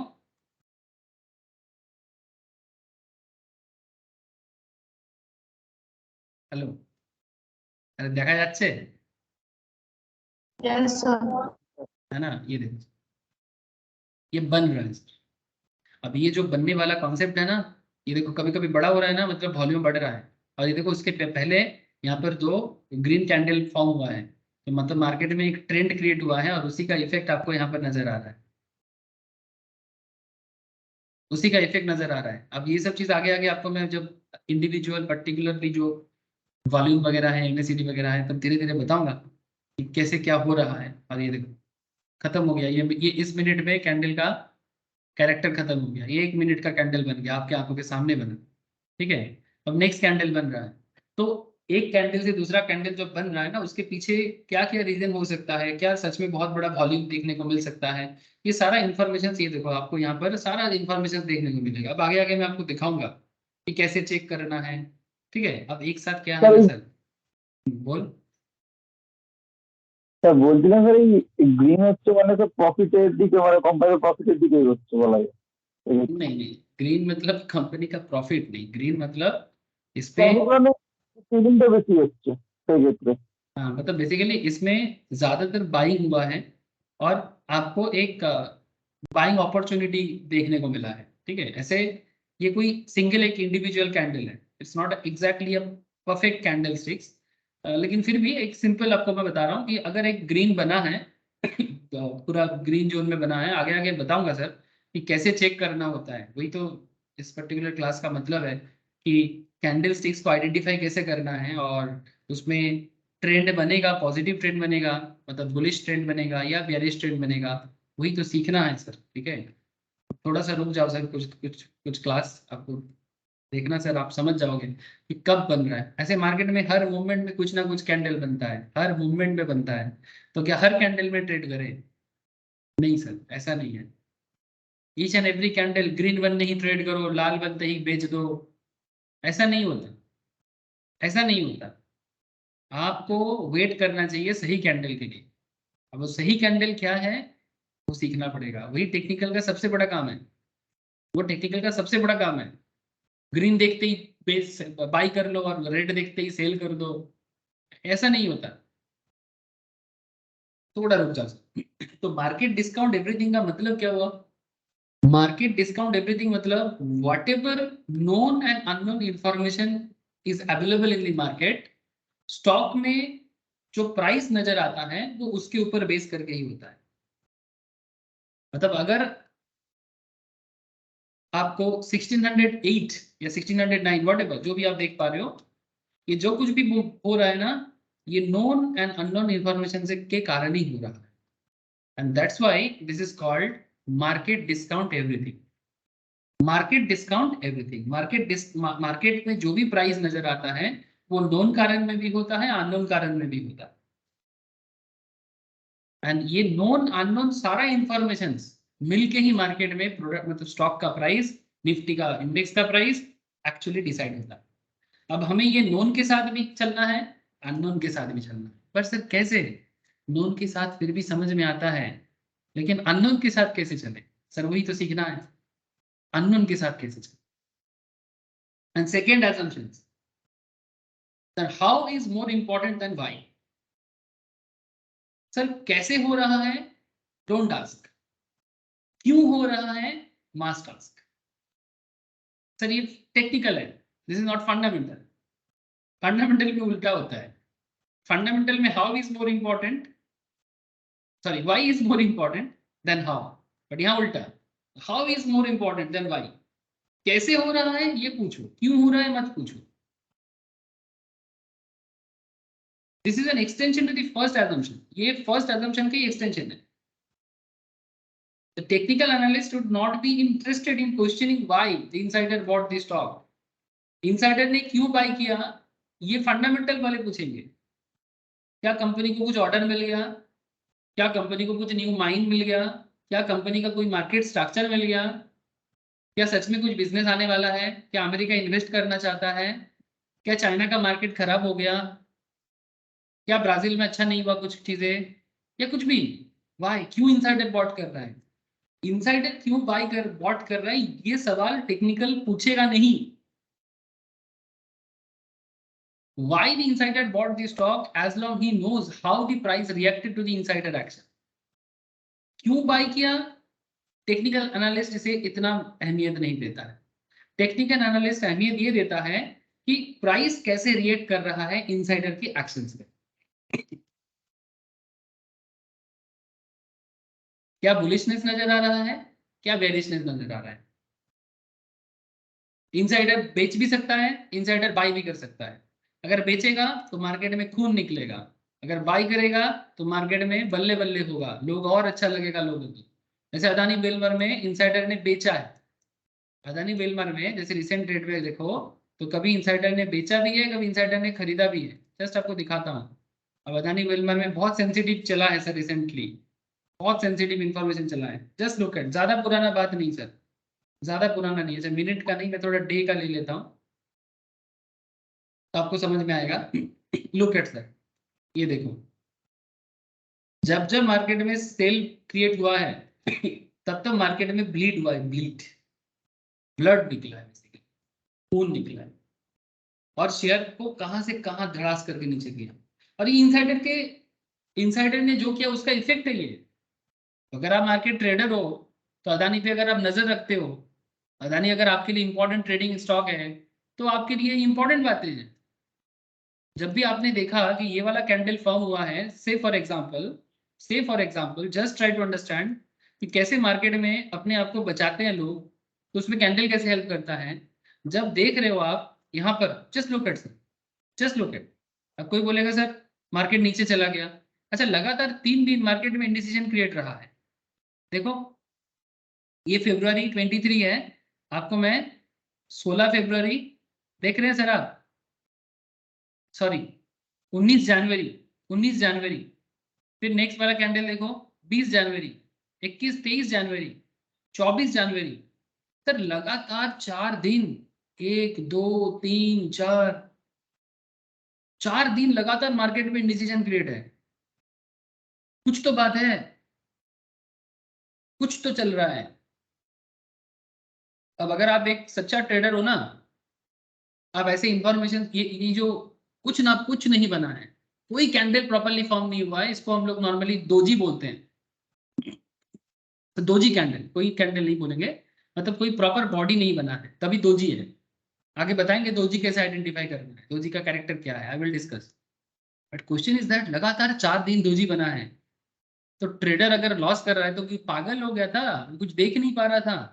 क्योंकि दोजी का कैरेक्टर ये बताता है कि जब जब दोजी फॉर्म होता है तब तब मार्केट में कुछ होने वाला होता है, या तो पॉजिटिव या तो नेगेटिव। और मजा का बात है कि ये जो 4 दिन लगातार हुआ है, ये इसका जो ट्रेंड है वो डाउन ट्रेंड है, और लगातार 4 दिन, और उसके बाद जो कैंडल ये वाला बना है उसमें भी एक डाउन ट्रेंड नेगेटिव वाला है। तो सवाल ये उठता है कि अच्छा उसके बाद देखो ये वाला कैंडल फॉर्म हुआ है, अच्छा अगर यहाँ पर भी ट्रेडर ने बेचा नहीं, यहाँ पर भी अगर ट्रेडर ने नहीं सेल किया, ट्रेडर हुआ, लॉन्ग टर्म के लिए नहीं है आपके स्टॉक, अगर लॉन्ग टर्म के लिए है तो छोड़ो, कुछ मत करो, लॉन्ग टर्म बातें अलग है। अगर आप शॉर्ट टर्म ट्रेडर हो तो आप क्या कर रहे हो, अगर आप यहाँ पर भी डिसीजन नहीं ले पाए तो कम से कम यहाँ तो ले लो। मतलब ये ऑलमोस्ट मारूबुजू बना है सर, ऑलमोस्ट मारूबुजू बना है, कम से कम यहाँ तो ले लो। अच्छा यहाँ भी नहीं लेते हो तो फिर सोचो आपका आगे क्या हुआ है, कैसे 3,000 का शेयर नीचे गिरा है। मतलब ये तो आपको दिखा रहा था, आपको बता रहा था, ये यहाँ पर ही आपको बता रहा था कि कुछ तो होने वाला है, आपको रेडी रहना चाहिए। और अगर आप यहाँ पर देख रहे हो कि मार्केट गिर रहा है तो बेच के निकलो भाई, निकलो। सबसे बड़ा चीज तो आपको यहीं पर डिसीजन ले लेना चाहिए था कि लगातार 1 दिन हुआ ठीक है, 2 दिन, 3 दिन, 4 दिन, मार्केट मौका देता है, मार्केट मौका देता है, आपके आंखों के सामने है, मैं कोई कहानी बना नहीं रहा हूं सर, मार्केट मौका देता है। हेलो, आप लोग देख पा रहे हो ना सर बात?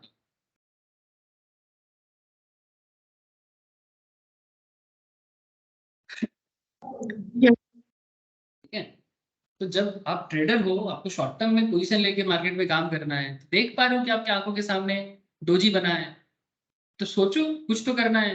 अगर कुछ ज्यादा समझ में नहीं आ रहा है चुपचाप बेच दो, क्योंकि बाद में बेचने का भी मौका नहीं मिलता, मार्केट फ्रीज हो जाता है ना। व्हाटएवर, आगे आगे और समझेंगे सर, ये तो बस शुरुआत है। तो कब मार्केट रिस्क को कैसे अंडरस्टैंड करना है, इसको कैंडल ही बता देता है बहुत कुछ। Price moves in trend, price जो है वो ट्रेंड के साथ चलता है। So why, how is more important than why, याद रखना।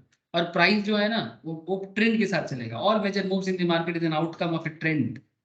The concept of trend is the foundation of technical analysis. Trend is all about everything. अगर निफ्टी इंडेक्स 7,700 700 में पहुंचा फ्रॉम 6,400, ये रातों रात नहीं होता है, समय लगता है। निफ्टी 6,400 से 7,700 में पहुंचा है, रातों रात नहीं हुआ है, इट्स टेक टाइम, समय लिया है, रातों रात। तो ट्रेंड अंडरस्टैंड करना चाहिए आप।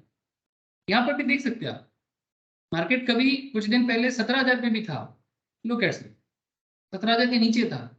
17,000 के बाद जो मार्केट में एक छोटा सा देखो मूव दिखा है, फिर मार्केट थोड़ा सा रिवर्स बैक किया है। ये सब एलियट वेव डाउ के कारण होता है। Elliott wave theory, Dow theory, ये सब बताते हैं कि मार्केट थोड़ा मूवमेंट लेगा, फिर थोड़ा पीछे मुड़ेगा, फिर ऊपर जाएगा, फिर थोड़ा पीछे मुड़ेगा, फिर ऊपर जाएगा, फिर थोड़ा पीछे मुड़ेगा, फिर ऊपर जाएगा, फिर थोड़ा पीछे मुड़ेगा, फिर ऊपर जाएगा, फिर पीछे मुड़ेगा। फिर देखो ऐसा करते करते करते करते मार्केट ऊपर गया है। तो ये जो ट्रेंड बना है ये रातों रात नहीं बना है। So if you have to understand the market trend. तो मार्केट ट्रेंड में चलता है और वो रातों रात नहीं होता है, ये एक समय लेके ही चलता है। So this is called price moves in trend. और ये 11 मंथ में हुआ है। तो another way to look at it is once the trend is established the price moves in the direction of the trend. मतलब आपको मैं डाउन मूवमेंट भी दिखा रहा हूँ, आपको अप मूवमेंट में दिखा रहा हूँ। तो मार्केट में अपवर्ड ट्रेंड भी हो सकता है, डाउनवर्ड ट्रेंड भी हो सकता है, पर मजा का बात है सर, कोई भी ट्रेंड रातों रात नहीं होता है। And the last point is that history tends to repeat itself.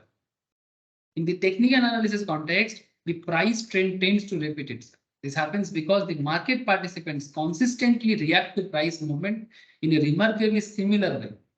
मतलब सबसे इंटरेस्टिंग फैक्ट यह है कि जब जब मार्केट में नेगेटिव खबर आता है, जो पार्टिसिपेंट्स है, चाहे पार्टिसिपेंट्स लाइक हम आप जैसे रिटेल पार्टिसिपेंट्स हो सकते हैं, हम आप जैसे रिटेल पार्टिसिपेंट के अलावा मार्केट को चलाने के लिए बड़ा बड़ा प्लेयर है सर, जिसे हम लोग FII, DII मतलब domestic institution, LIC, mutual fund companies, foreign mutual fund companies, foreign government, foreign bond, बहुत सारा पैसा मार्केट में रहता है सर। बट सबसे इंटरेस्टिंग फैक्ट ये है कि 2000 साल में भी मार्केट रिएक्ट जैसे करता था, 2023 साल में भी मार्केट सिमिलर कारण नहीं रिएक्ट करता है, कारण नहीं बदलता। हाँ, हो सकता है इकोनॉमिक कॉज अलग हो सकता है, कभी कोरोना हो सकता है तो कभी फाइनेंशियल मेल्टडाउन हो सकता है, बट दोनों कारण में जब मार्केट में नेगेटिव। हाँ बोलो सर। মিউচুয়াল ফান্ড কোম্পানিগুলোতে এখানে ইনভেস্ট করে মানে শেয়ার মার্কেটে। তো এই ক্ষেত্রে স্যার এদেরও তো শেয়ার মার্কেটের উপর বেশ অনেক কিছু এদের নির্ভর করে। যেমন ধরুন মিউচুয়াল ফান্ডে যখন লস হয়, মানে SIP ধরুন যারা কেউ করলো, তো তারা তো কোনো কোনো সময় লসেই যায়। তো यस সেই ক্ষেত্রে তো মার্কেটের কারণেই তো হচ্ছে। यस, আর তারাও मार्केट के তো कारण नहीं होता। इसीलिए तो म्यूचुअल फंड के एडवर्टाइजमेंट में क्या बोलते हैं, म्यूचुअल फंड के एडवर्टाइजमेंट में क्या बोलता है, mutual fund investment is subject to market risk, please read scheme related documents carefully. तो मार्केट रिस्क मतलब कौन सा मार्केट, यही तो, यही मार्केट के बारे में बोलता है। तो म्यूचुअल फंड में पैसा लगाने से पहले भी स्टॉक मार्केट को समझना चाहिए, SIP करने से पहले भी स्टॉक मार्केट को समझना चाहिए, बिल्कुल समझना चाहिए। जो बोका है, जो মিউচুয়াল समझ ফান্ড ইনভেস্টর, মিউচুয়াল ফান্ড কোম্পানিগুলোতে বেশি ইনভেস্ট করে। Obviously that is the reason. ওদের নির্ভর করে, ওদের উপর একটা মার্কেট নির্ভর করে আপ डाउन। बहुत बड़ा, छोटा मोटा नहीं, बहुत बड़ा। हम लोग कितना ही है, रिटेल से भी बहुत ज्यादा है म्यूचुअल फंड कंपनी, उनका पैसा बहुत ज्यादा है। वो लोग एक एक बार में 200, 300, 400, 500 करोड़ का इन्वेस्टमेंट करता है, ऑब्वियसली मायने लगता है। तो जब मार्केट में कोई नेगेटिविटी चाहता है तो इतिहास गवाह है सर कि मार्केट सिमिलर पैरामीटर में रिएक्ट करता है। ये चीज जितना जल्दी समझ जाओगे उतना अच्छा। Each and every time the price moves in the certain directions. For example, अगर मार्केट में अप ट्रेंडिंग है, market participant get greedy and want to buy irrespective of the high price. Likewise, in a downtrend, market participants want to sell irrespective of the low and unattractive price. This human reaction ensures that the price history repeats itself. ये जो particular pattern है ना, ये 2000 में भी देखा गया है, 2023 में भी सेम नजर आता है। प्राइस मूवमेंट में देखा गया है बार बार, एक टाइप ऑफ रीजंस में ही, एक तरह का कैरेक्टर से ही मार्केट रिएक्ट करता है। पहले भी हुआ है, बाद में भी होगा। इसीलिए स्टॉक मार्केट का इतिहास को जानो। स्टॉक मार्केट के इतिहास में कब क्या हुआ है अगर जान जाते हो ना, आपको बहुत हेल्प होगा। इसीलिए हिस्ट्री जानना जरूरी होता है। हम लोग कई बार इतिहास पढ़ना पसंद नहीं करते सर, बट एक चीज क्या है ना, इतिहास हमें वर्तमान परिस्थिति में क्या करना है वो सिखाते हैं। इतिहास हमें ये भी सिखाते हैं कि इतिहास में जो गलती हुआ है वो गलती दोबारा ना हो, इसलिए इतिहास जानना चाहिए, चाहे वो स्टॉक मार्केट हो या नॉर्मल रियल लाइफ हिस्ट्री। सो ये चार assumptions। हाँ बोलो सर। মার্কেটে স্যার বেশি খেলা খেলে হচ্ছে মিউচুয়াল ফান্ড কোম্পানিগুলোই, কারণ যাদের কাছে যত বেশি অ্যামাউন্ট আছে তো তারা তত বেশি লাগিয়ে সেটাকে তোলার ব্যবস্থা यस করে। सर, यस सर, जिनके पास जितना ज्यादा है, लेकिन सर उन लोगों के लिए कुछ रिस्ट्रिक्शंस भी होता है, क्योंकि वो लोग आज मार्केट में बहुत सारा पैसा लगा दिया, कल अचानक से उठा लिया, ऐसा नहीं होता। उनके लिए कुछ लॉक इन पीरियड भी होता है, ठीक है। तो ये सब म्यूचुअल फंड क्लास में भी बोला गया है, और आगे आगे आप लोग और जितना मार्केट में रहोगे आपको समझ में आएगा। मतलब रातों रात वो लोग भी ऐसा नहीं कि आज पैसा लगाया कल निकल गया, से भी इतना इतना मतलब दिलदार नहीं है कि आपको कभी भी पैसा लगाने देगा फिर कभी भी पैसा उठाने देगा, ठीक है। इट्स नॉट लाइक दैट, ठीक है। तो धीरे धीरे आप लोग समझ जाओगे कि कैसे मार्केट परफॉर्म करता है, कैसे मार्केट रिएक्ट करता है। पर जो 4 पॉइंट मैं आपको बताया, ठीक है, market assumptions of technical analyst, ठीक है, market discount everything, the how is more important than why, price moves in trend and history tends to repeat itself. ये 4 पॉइंट याद रखो, बाकी चर्चा नेक्स्ट क्लास करते हैं, मतलब नेक्स्ट मंगलवार को टेक्निकल का बाकी पार्ट डिस्कशंस करेंगे।